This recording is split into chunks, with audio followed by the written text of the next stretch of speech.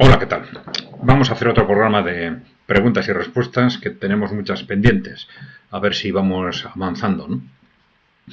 Bien, ya sabéis, por favor, si no estáis suscritos, darle a la tecla para suscribiros, que es gratuito. Si queréis ayudarnos, darle a la tecla unirme o unirse, o difundir la información que os parezca interesante, proponer a otros que se suscriban, etcétera, ¿no? Y dejarnos en el canal preguntas, comentarios, ideas o propuestas que los iremos comentando o respondiendo en la medida en que podamos a través de estos vídeos de preguntas y respuestas. ¿De acuerdo? Vale, pues vamos allá. A ver, Adriano nos dice, ¿es cierto que la Agenda 2030 está escrita por satánicos? Bueno, es decir, sus objetivos en realidad son todo lo contrario de lo que predican. Un saludo. Bueno, vamos a ver. Nosotros hemos hecho varios trabajos sobre la Agenda 2030, sobre todo, creo que con el gobierno vasco y con con un ministerio del gobierno español, ¿no?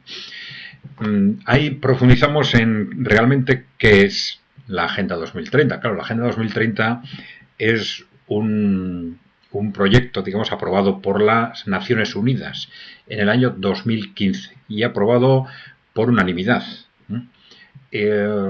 Analizando este proyecto, este documento, la Agenda 2030, claro, lo que vemos es que tiene una complejidad enorme, con muchísimos objetivos, ¿no?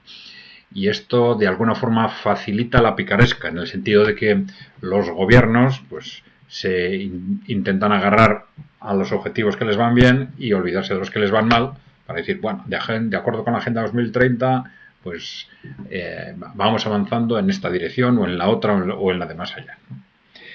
Bien, entonces, en principio, en esa agenda no parece que debería haber nada extraño.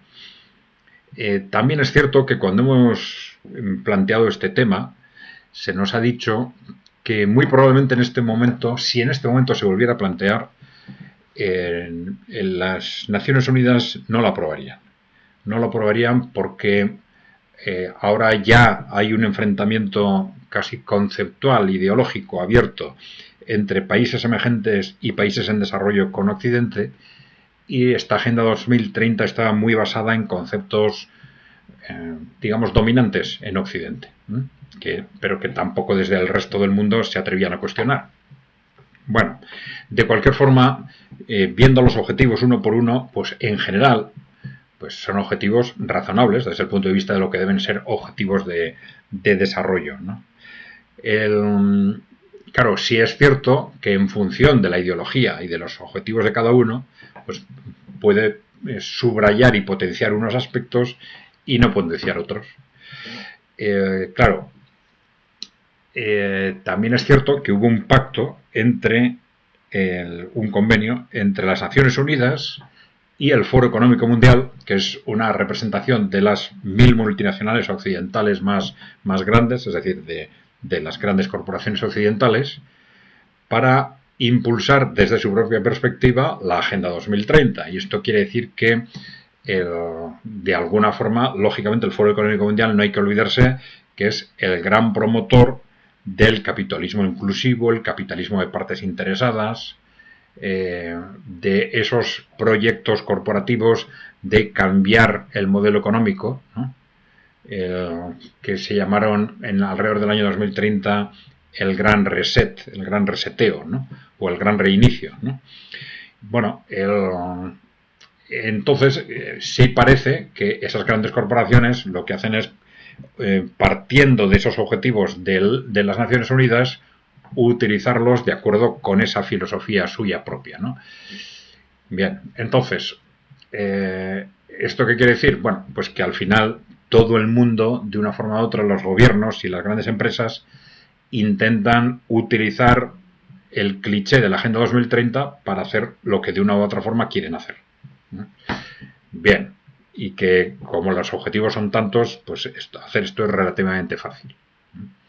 Claro, en nuestro caso, como estamos en una sociedad controlada por esas grandes corporaciones, y también los gobiernos están controlados por esas grandes corporaciones, pues lo que hacen es efectivamente aplicar esta Agenda 2030 de acuerdo con su perspectiva, que es tanto, digamos, los valores culturales del posmocapitalismo como ese proyecto de nuevo modelo económico que han llamado, pues eso, capitalismo inclusivo, capitalismo de partes interesadas, etcétera, ¿no?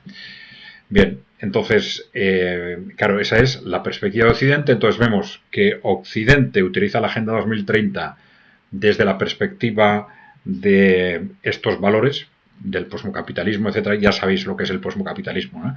Dentro del posmocapitalismo es la vertiente cultural del neoliberalismo en la cual incluimos el posmofeminismo, el catastrofismo climático, la manipulación de minorías sexuales, la explotación máxima de migrantes, el fomento del individualismo y el debilitamiento, vamos a decir, de todo tipo de comunidades sociales o comunidades humanas, ¿no? Bien, esa es la perspectiva occidente, mientras que los países en desarrollo y los países emergentes, en lugar de hacer referencia a estos temas, a una Agenda 2030, desarrollo económico y desarrollo socioeconómico. Entonces ellos apuestan por el desarrollo socioeconómico y dicen, estamos trabajando de acuerdo con la Agenda 2030 porque impulsamos el desarrollo socioeconómico. Mientras que en Occidente están diciendo, estamos de acuerdo con la Agenda 2030 porque impulsamos el posmofeminismo, pues actuamos en base al catastrofismo climático, impulsamos estos grandes movimientos migratorios, etcétera, ¿no? Y también hay que tener en cuenta, por ejemplo, que en ese proyecto de gran reinicio, de nuevo modelo económico, que le llaman capitalismo inclusivo, etcétera, por parte del Foro Económico Mundial, en distintos objetivos, han hecho referencia siempre a esta fecha del 2030 también, ¿no? Agenda 2030 o objetivos del Foro Económico Mundial para el 2030, esto también ha llevado a cierta confusión, ¿no? Bien. Bueno, a partir de esto, entonces sí sería bueno, claro, dependiendo de dónde nos encontremos, distinguir, sobre todo si es en un ámbito de entorno técnico, lo que es la Agenda 2030 de lo que es la manipulación de la Agenda 2030 para objetivos específicos, ¿no? Bien, también es cierto que en nuestro entorno, en la práctica, la Agenda 2030, como se está gestionando en base a los intereses de las grandes corporaciones, pues en la práctica hablar de la Agenda 2030 es hablar de esas estrategias de las grandes corporaciones, ¿no? Pero bueno, Adrián nos dice, sus objetivos en realidad... está escrita por satánicos. Bueno, está escrita por las Naciones Unidas, con un importante peso corporativo y luego gestionada, en nuestro caso, por los intereses de las grandes corporaciones. Eso es claro, ¿no? Bien, ahora lo de satánicos es interesante porque, vamos a ver, dentro hemos hecho un vídeo, ya lo habréis visto, sobre quiénes están detrás del poder corporativo, ¿no? Y entonces, en los últimos años se está hablando cada vez más de que en las cúpulas de esos grupos de interés que están detrás del poder corporativo, incluso de los grupos religiosos, no responden realmente a esas religiones, sino que son o agnósticos o ateos o se mueven en círculos, vamos a decir, esotéricos, que algunos han llamado también, efectivamente, más que satánicos, satanistas, ¿no? Y, por ejemplo, durante los últimos años ha habido incluso acusaciones directas de personalidades internacionales, incluso de jefes de Estado, en este sentido. Incluso Vladimir Putin en el año 2022, en un discurso interesante, hizo referencia o calificó de satanistas a las élites corporativas occidentales, ¿no? Satanistas no es lo mismo que satánicos, ¿eh? Bueno, satánicos puede interpretarse como malvados de alguna forma, ¿no? Mientras que satanistas está haciendo referencia a seguidores de una filosofía, ideología o culto satanista, ¿no? Claro, es una cosa distinta. Pero bueno, no tenemos criterio para asegurar que eso es así. Sabemos que hay muchas de esas grupos cerrados, semisectas dentro de esos círculos corporativos. Los Skull and Bones en Estados Unidos son muy conocidos, pero bueno, hay unos cuantos, ¿no? Bueno, entonces, ¿en qué medida hay influencias de estos cultos esotéricos, satanistas y tal? Pues bueno, que los hay, sabemos. no sabemos hasta dónde llega su influencia, ¿no? A ver, José Fernando López Herrera.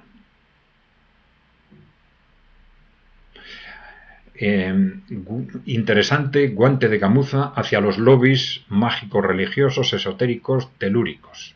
Bueno, está haciendo referencia precisamente a lo que comentábamos, ¿no? Como en un vídeo estábamos explicando que al menos una parte de esos grupos de interés que están detrás del poder corporativo occidental, ahí tenemos grandes inversores, familias corporativas tradicionales, una serie de familias tradicionales corporativas,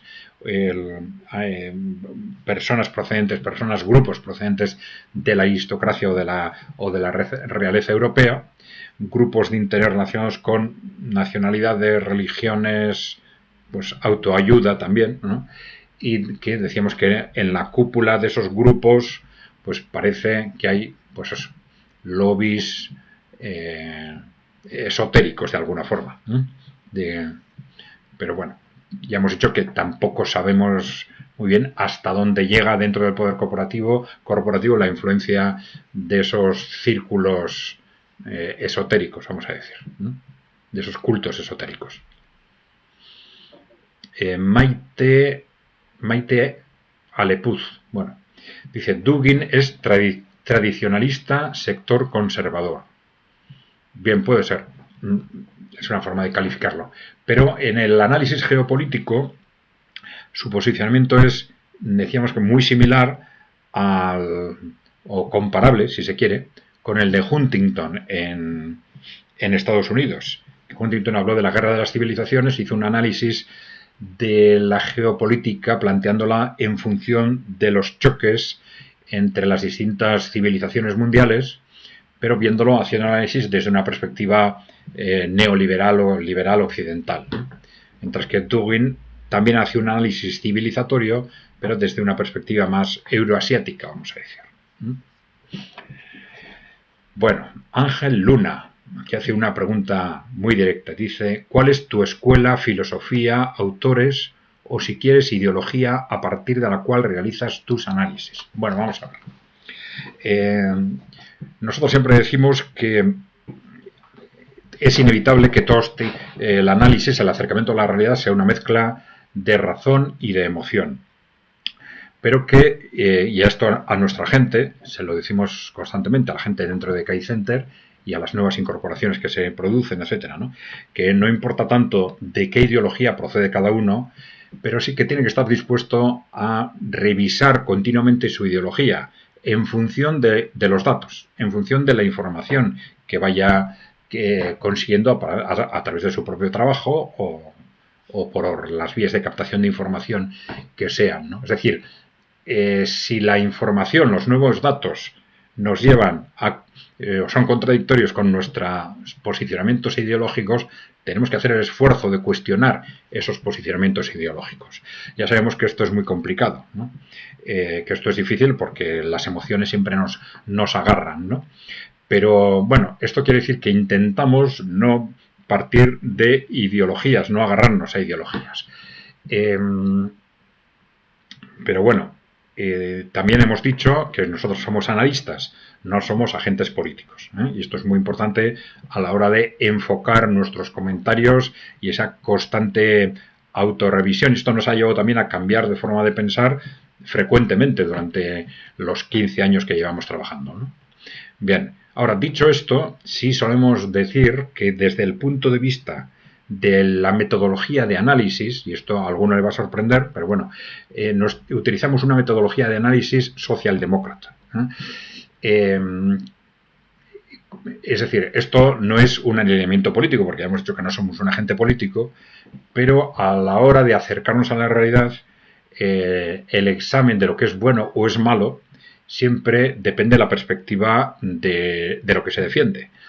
Nosotros creemos que la perspectiva socialdemócrata en ese sentido nos ayuda a situarnos en un contexto de defensa de los intereses generales frente a intereses particulares, ¿no? Y bueno, esto que parece una cosa muy simple, intereses que en la socialdemocracia han sido de los trabajadores asalariados, pero que ahora los trabajadores asalariados son el 90% de la población activa, con lo cual los intereses de los trabajadores asalariados y los intereses de los ciudadanos es prácticamente lo mismo. Con lo cual ese método, esa metodología de análisis socialdemócrata nos sirve de posicionamiento básico, ¿no? Bueno, en este sentido hemos realizado algunos trabajos precisamente sobre la socialdemocracia. Aquí tenéis alguno de ellos, a ver si lo veis, ¿eh? Este es un trabajo, está en euskera, ¿eh?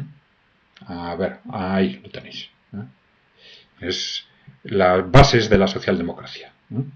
Y luego este otro, que es, a ver, ahí está, la socialdemocracia hoy y mañana, ¿no? Bien, bueno, ya digo, hemos analizado críticamente la evolución de los distintos movimientos socialdemócratas a lo largo de la historia, pero para nosotros, ya digo, la socialdemocracia es importante como método de análisis, ¿eh? Y un método de análisis que luego puede llevar a conclusiones muy distintas desde el punto de vista de las políticas a desarrollar. Es decir, cualquier política, por mucho que esté aplicada por un grupo, Partido Socialdemócrata, si llegamos a la conclusión de que no es la interesante desde el punto de vista de los intereses generales, pues tenemos que cuestionarla. Es decir, el propio método socialdemócrata nos lleva a cuestionar políticas de grupos o a no aceptar políticas de grupos socialdemócratas en la medida en que pensemos que no funciona para los intereses generales, ¿no? Bueno, esto puede ser un poco chocante, pero esta es, digamos, un concepto de metodología básica para nosotros que es y ha sido importante. Bien, si os despierta curiosidad, pues preguntarnos y lo comentaremos más despacio. A ver, Ana Miadam. Me intriga que se hable tampoco de Perú, dice. Sé que pasarán cosas horribles, pero no como van, por ejemplo, respecto a la agenda oposición de ahora en este cambio. Si se sabe algo, me gustaría que lo comentara. No sé si hay algo en concreto que te preocupe, pero claro, mi información sobre Perú en concreto no es suficiente como para decir algo, improvisar algo aquí sin más, con carácter general. No, lo siento. Si quieres que examine algún aspecto concreto, pues igual podemos hacerlo. O puedo consultar si en ECAI hay alguien que lo haya hecho. A ver, José Cecilio Moreno, sobre el tema de Cuba. Ahí recordáis que se planteaba la cuestión de por qué Estados Unidos no ha invadido Cuba. Bueno, que no es cierto tampoco. En el año 63 se produjo la invasión, una invasión, fue la invasión de la Bahía de los Cochinos, que se dijo, una invasión fracasada, un intento de invasión fracasada. Bueno, Jesús Cecilio Moreno dice, no han podido invadir Cuba porque todo el pueblo está en armas, comités de barrios y rurales de autodefensa. Ya les dieron duro a los invasores en la Bahía de Cochinos. Eso es. En la Bahía de los Cochinos, efectivamente, fue un intento de invasión fracasado. Pero luego, algunos de vosotros nos habéis informado de cómo, y esto yo lo desconocía, tras el cierre de la crisis de los misiles en los años 60, hubo un pacto estratégico entre Estados Unidos y la Unión Soviética por el cual Estados Unidos se comprometía a no invadir Cuba, ¿no? Y fue una forma de cierre de la crisis de los misiles, ¿no? Entonces, esto es importante tenerlo en cuenta. En la misma línea nos dice User UC, dice, invadir no es difícil, lo complejo es ocupar y lograr una subordinación de un pueblo que no está dispuesto a entregarse a una potencia invasora. El costo humano y político para quien tome esa decisión es muy grande. En Cuba existe una conciencia patriótica y revolucionaria muy grande. Bueno, ya hemos comentado lo que parece, si esa información es correcta, si no, alguno de vosotros nos lo dirá, cuál es el marco. En realidad sí hubo una invasión, en el año 63 creó lo que se llamó la invasión de la Bahía de los Cochinos, un intento de invasión fracasado, y luego tenemos ese pacto entre Estados Unidos y la Unión Soviética en el que Estados Unidos se comprometía a no invadir Cuba. A ver, Old Juan Logan nos dice, Margaret Mead es uno de esos líderes del feminismo tradicionales en el ámbito de la antropología. Nos dice, Margaret Mead hizo estudios en base a lo que le dijeron que era la cultura en Samoa. Dice, en buena parte mentira, posiblemente malas traducciones. Basó sus trabajos en cuentos para atraer turistas. Dice, es interesante, o más interesante, la historia de John Money, quien fue quien acuñó el término género. Bueno, es un comentario largo y que por intentar probar sus teorías a un niño que por razones médicas se le tuvieron que amputar los genitales, hizo que sus padres lo hicieran crecer como una niña y a su hermano gemelo como un niño, que lo era. Ambos terminaron quitándose la vida, uno por la depresión de que le hicieron creer algo que no lo era, el otro por lo que le hicieron a su hermano y a él. Les hizo simular actos sexuales cuando eran niños. Bueno, algo he oído de este tema, no con detalle, es una historia tremenda, pero bueno, no sé este tema de John Money qué medida tuvo influencia posterior en la ideología de género. Margaret Mead sí, pero bueno, Margaret Mead lo comentábamos y trabajamos sobre ella, analizamos su caso fundamentalmente desde la perspectiva del posmofeminismo. También para dejar claro en qué medida los intereses corporativos han estado continuamente intentando manipular el proceso de emancipación de la mujer. Y por ese proceso a través de distintos mecanismos. En el caso de Margaret Mead fue muy manipulada, trabajó conjuntamente con la inteligencia militar norteamericana y fue muy manipulada en ese sentido de justificar las teorías de lo que luego se llamó la ideología de género, efectivamente.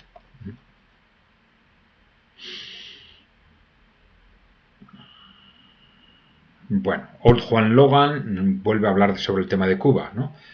Dice, lo veo simple, no hay necesidad, lo de Bahía de Cochinos fue por el miedo a los soviéticos. Hoy ya no tienen ese problema. Bueno, no queremos un Japón en nuestra frontera, decía Brzezinski sobre México. Cuba tiene casi la misma posibilidad de ser otro Japón al ser una isla, pero nunca con los Castro afines a su corrupción. Bueno, ya hemos hablado de este tema suficientemente, yo creo, de por qué Estados Unidos no ha invadido Cuba. A ver, el opinante 9632.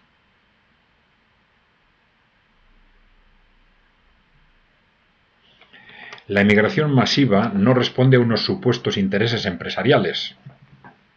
Con las políticas de crecimiento que se vienen aplicando desde el Club de Roma, más la nueva revolución tecnológica de la inteligencia artificial y la robótica, poca necesidad de trabajadores hay por poco que cobren. Ojo que una cuestión es que no haya necesidad social de trabajadores y otra cosa es que los empresarios se beneficien si en vez de trabajadores caros tienen trabajadores baratos. Son cosas muy distintas. Bien, el objetivo de la emigración masiva es diluir las culturas nacionales y mestizar a la población para preparar la venidera gobernanza global. Bueno, en 2018 firmaron en Marrakech el Pacto Mundial sobre Migraciones. Bueno, que viene a suponer un paso más en la implementación de lo establecido en el 2015 por la Asamblea General. Bueno.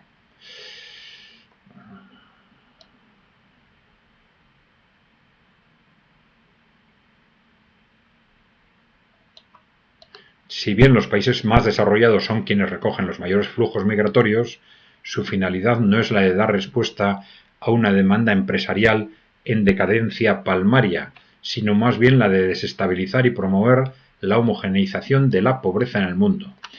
Bueno, sí y no. Vamos a ver. Pues demanda empresarial en decadencia palmaria, sí, pero al final ya hemos visto que el 90-95% de los flujos migratorios son flujos regulares. Prácticamente la totalidad de la inmigración acaba trabajando de una forma o de otra. Esto quiere decir que esa demanda empresarial en decadencia, bueno, en algunos ámbitos, en otros no. Entonces, y ya hemos dicho también que en esos fenómenos migratorios históricamente han tenido dos objetivos. Uno, reducir el coste de la mano de obra, en síntesis, y otro, manipular estos procesos para controlar las sociedades, para dividir y controlar más fácilmente las sociedades, enfrentando a unos colectivos con otros. Bien, ya hemos hablado de este tema muchas veces, pero y lo que es muy importante es que esta descripción nos deja clarísimamente dibujado quiénes son los responsables y quiénes no. Es decir, está muy claro que los inmigrantes no son en absoluto responsables de nada de todo esto, ¿no? Son responsables, de alguna forma podríamos decir, que los empresarios que les contratan.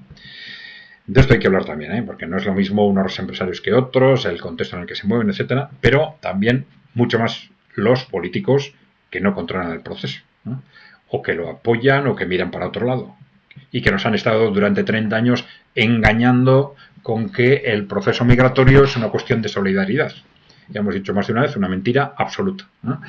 Y, por supuesto, las grandes corporaciones, las grandes empresas que obligan a los políticos a adoptar una determinada estrategia en este ámbito, ¿no? Y en absoluto los migrantes. Esto es muy importante para pensar en las soluciones. Si no identificamos correctamente las causas de lo que pasa, no podemos pensar en soluciones. Y al revés, podemos llevar a una frustración creciente que ya vemos cómo se está produciendo en el conjunto de Europa, ¿no? Bien. Bueno, Rosa Navarro, ¿qué supondrá la entrada de Palestina en los BRICS a corto y mediano plazo? Bueno, vamos a ver. Los BRICS es una organización en sí misma ligera, ¿no? No es una organización cerrada, muy estructurada, etcétera. Es una organización que puede compararse en ese sentido casi con el G7 occidental, ¿no? Pero sí tiene una importancia simbólica muy grande la entrada de Palestina en los BRICS, por el apoyo geopolítico que esto supone. En principio, de forma inmediata, supone, digamos, una apuesta clara de los países emergentes a favor de Palestina y a favor del Estado palestino, ¿no? Luego, esa entrada en los BRICS supone también, pues, una expectativa de futuro, desde la perspectiva de un modelo de desarrollo. Esto lo hemos comentado también en el caso de Venezuela. La entrada en sí mismo no supone nada, pero sí una oportunidad de interrelación con los países emergentes a la hora de definir un modelo de desarrollo productivo, constructivo y eficiente, ¿no? Y también, por supuesto, supone un claro posicionamiento en este caso de Palestina, en este ámbito de los BRICS, de países emergentes y en desarrollo. Evidentemente, esto afianza también ese compromiso de los países emergentes a favor de la causa palestina, ¿no? Y algo que puede ser, está siendo ya muy importante en el equilibrio de poderes dentro de Oriente Medio y que puede ser definitivo a efectos del futuro de Palestina. Es decir, el futuro de Palestina está clarísimamente que ya no es el que era hace 20 años. Es decir, las posiciones de Palestina y de Israel, si se quiere, dependían muy directamente de un Estados Unidos que era hegemónico en el mundo. Era esa hegemonía de Estados Unidos y ese apoyo total al gobierno de Israel lo que permitía a Israel durante décadas desarrollar las políticas que estimaba convenientes, ¿no? Y tener el apoyo de Estados Unidos, ¿no? Teniendo el apoyo de Estados Unidos, ¿no? Mientras que en el momento actual esa hegemonía de Estados Unidos está en cuestión, está yendo a menos, los países emergentes y en desarrollo cada vez más están enfrentados y cuestionando esta hegemonía, y esto abre unas expectativas totalmente distintas para Palestina. Cuestionan el propio futuro estratégico de Israel en Oriente Medio y, al contrario, abren una expectativa de futuro totalmente distinta para Palestina, ¿no? Lo que es la entrada en los BRICS, a la que tú haces referencia, es un claro reforzamiento de esa expectativa geopolítica, ¿no? Bien. Bueno, ya llevamos 30 minutos, pues si os parece lo vamos a dejar aquí. acordaros, por favor, de suscribiros, darle a la tecla de suscribirse si no estáis suscritos. Si queréis ayudarnos, darle a la tecla de unirme o unirse. Si algo os parece interesante, difundirlo, proponer a otros que se suscriban y dejarnos propuestas, comentarios, ideas, preguntas que iremos analizando en la medida en que podamos a través de estos vídeos de preguntas y respuestas. Vale, gracias por seguirnos. Nada más, un saludo.